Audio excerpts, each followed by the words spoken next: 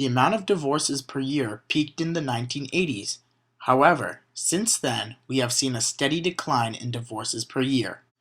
Some people believe the result of declining divorce rates is because of increasing income rates. This presentation investigates whether there is a relationship between income and divorce rates. The following two variables, income and divorce, were both gathered from the site of Stats Canada.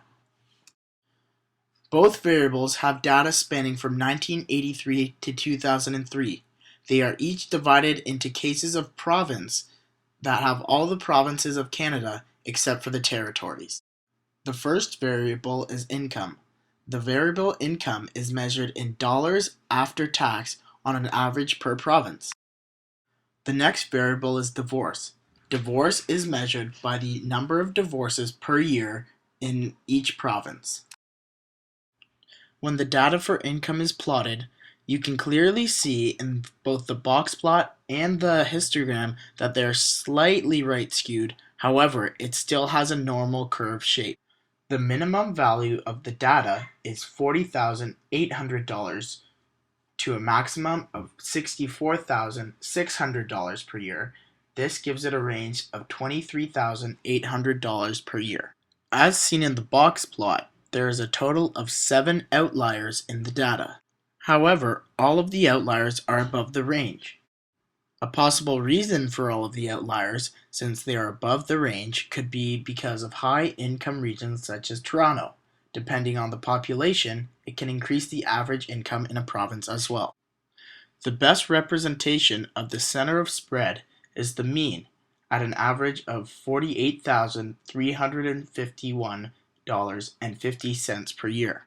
The mean is still higher than the median, which has a value of $47,000 per year, except since there's so many outliers, it will increase the mean, therefore it is still the best representation of the center of spread.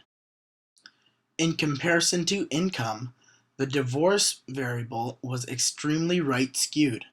This gives it a non-normal shape. The range of the data is from a minimum of 195 divorces per year to a maximum of 39,095 divorces per year. This gives it a range of 38,900 divorces per year. The mode of the data occurs from 0 to 5,000 divorces per year. This could be because of the consistent population throughout Canada. The mode also takes up 60% of the data. However, the best representation of the center of spread will be the median, of a value of 2,487 divorces per year. Since the mode takes up 60% of the data, and the median is right in the middle of that, it is therefore the best representation of the data. There is a total of 18 outliers in the divorce portion of the data. This is most likely occurring in the highly populated provinces such as Ontario and Quebec. Since they have higher population, therefore they will have more divorces per year.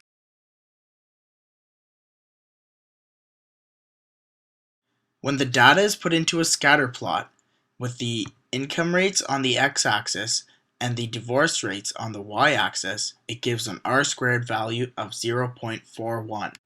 A 0.41 r-squared value, in addition to the line of best fit, shows that the graph has a medium strength positive linear relationship. In other words, this means that as the income increases, so does the divorce rates. This can be seen in the top left graph. As you can see in both the top left and the top right graph, at the beginning there is a very big clump or cluster of data points. However, as the graph increases, so does the variability. To compensate for the cluster at the beginning of the graph, as seen in the top right scatter plot, an exponential trend line was inserted. However, this decreased the r-squared value, therefore the linear trend line is still a more accurate representation of divorces per year. Finally, to see if there was a subtrend in the data, a third variable of province was added, as seen in the bottom scatter plot. When the data was divided by province, as seen in the bottom scatter plot, you can see that there is actually no trend in the data. Although it appears to be a positive trend when no province is added, when it is added, each province has a straight horizontal line indicating no trend.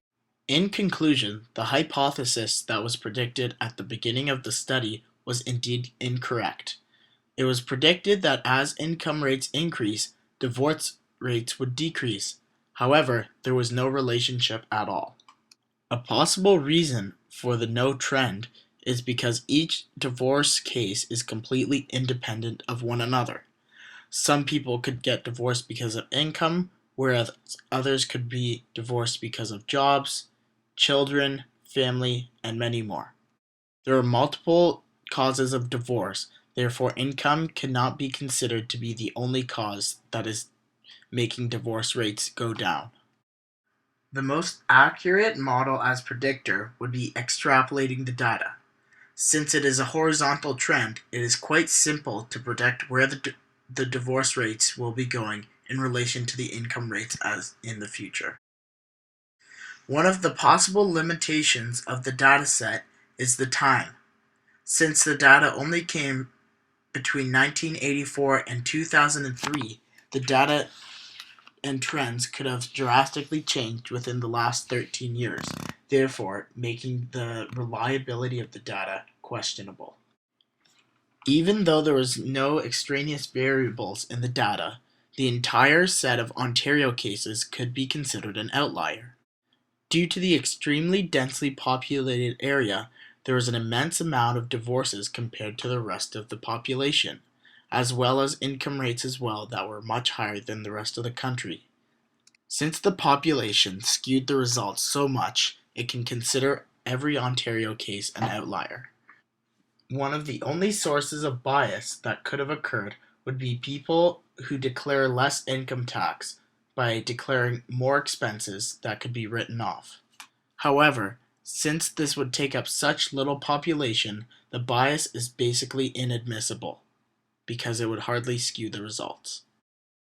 For further extensions on this topic, Stats Canada will give more data on the topic. To understand more about divorce, Bureau of Labor Statistics will provide this information.